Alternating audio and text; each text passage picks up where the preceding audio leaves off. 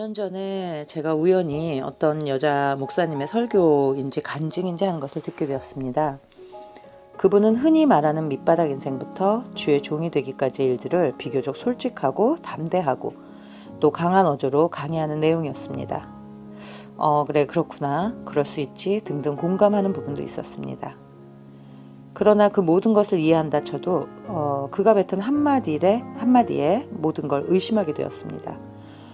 얼마나 주님 앞에서 담대하길래 내가 사랑하는 딱 한 가지만 건들지 말라, 허락해달라 했더니 그건 건들지 않으셨다. 난 그거 없이는 안 되니 그것만 허락해달라. 그것은 돈이었습니다.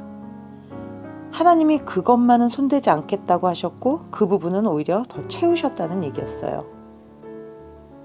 우리가 순종을 하고 순종을 해도 다 채울 수 없는 연약하고 죄성이 강한 악인들인데, 그래서 죄송하고 염치 없고 긍휼을 구하려 기도의 자리에 앉습니다. 내가 아는 분명한 한 가지는 그토록 내려놓을 수 없는 것부터 깨부시고 내려놓게 하실 때, 아니 고통스럽지만 마지막 그 하나를 내려놓고 주님 앞에 서기를 기다리시고 지켜보시는 이가 주님이시다. 왜냐하면 그것까지도 주님이 채워주시는 것을 믿어야 하기 때문입니다. 그것이 섭리대로 가는 주님의 영광을 보게 되는 일이라고 생각하기 때문이지요. 재물과 하나님을 동시에 섬길 수 없다 하셨는데 두 주인을 섬기게 그것만은 허락하셨다니 아직도 저는 이해할 수가 없습니다. 세상에서 우리가 품고 있는 흔하고도 가장 큰 죄의 종류를 굳이 나열해 보자면 그 첫 번째가 돈이 아닌가. 돈에 뒤따르는 명예, 세상을 호령하며 내가 주인 될 수 있는 가장 큰 무기가 돈일 텐데 그것을 허락하셨다. 돈만 건드리지 말라고 기도했던 것부터가 하나님 위에 돈이 우선이라고 생각했던 것은 아닌가. 이분을 제가 정죄하거나 비난하려고 말씀을 드리는 것은 아닙니다. 다만 내가 만난 하나님과 동일하신 분인가 하는 의구심 같은 거, 의아하는 마음에 제가 이런 말씀을 드리는 겁니다. 저도 몇 년 전 지독한 연단 속에 주님과 동행했던 시간이었어요.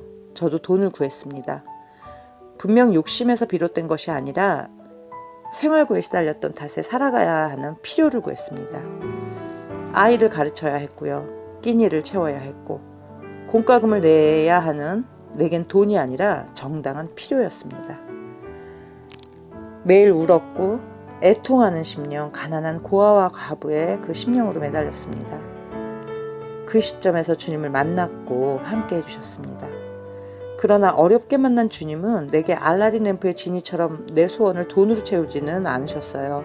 오히려 더 공고하고 힘들었습니다.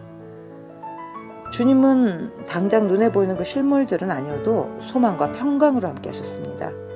그리고 돌아보게 하셨습니다. 돈이 없어 힘들어서 전기가 끊어져 자식과 어둠 속에서 지내본 적이 있었던가? 단 한 끼라도 실제로 굶어본 적이 있었던가? 추워서 동상이나 때로는 더워서 탈진이나 이런 상황을 내버려 두신 적이 있었던가? 그것들을 먼저 돌아보게 하셨습니다. 그때 제가 깨달은 것이 있었죠. 아, 필요는 채우셨구나. 어쩌면 내 속에 욕심이었나 하는 생각을. 물론 다다익선이라고 많을수록 이득이 있고 좋은 건 사실입니다. 그리고 그런 것들 위에 부수적으로 필요한 것들이 얼마나 많겠습니까? 누가 그걸 거부하겠습니까? 저는 힘든 상황의 연속이었고 물질적 고통에 오랜 시간 피폐해져 있었고 모든 자존감은 상실했고 스스로 열등감과 자격지심과 연민에 빠져있던 시간들이었기 때문에 주님을 만나면 그것부터 채워주실 것이라고 믿었던 것입니다. 그러나 실제 주님은 그까지 스스로 판단하는 가난 따위는 안중에서도 없으셨던 거예요. 나를 영적으로 부하게 만드는 것이 우선이셨던 분이셨습니다.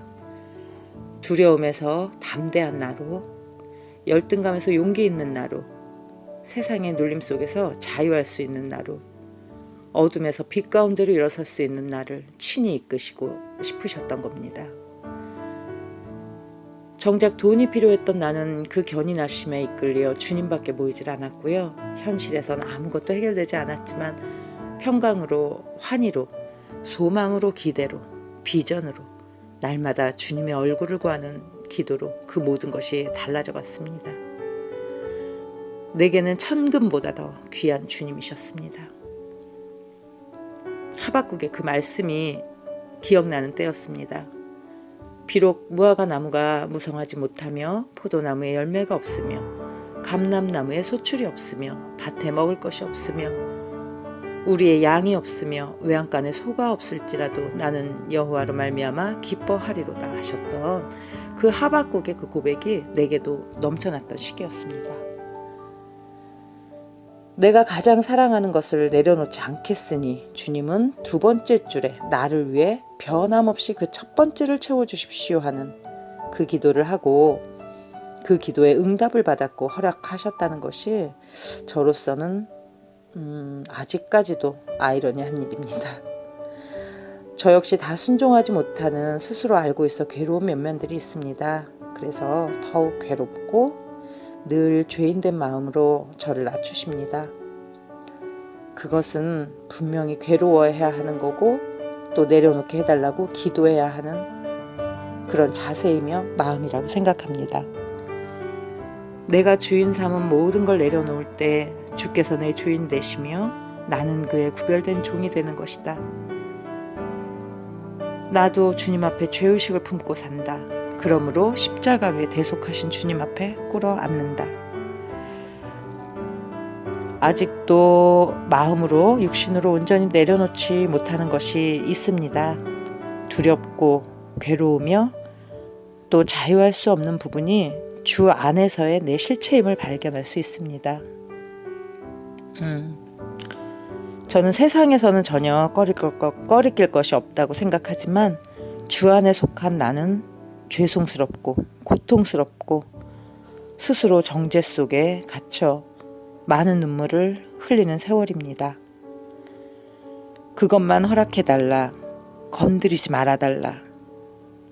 그렇게 기도하고 그것이 승인되는 일은 없을 것이라고 생각합니다.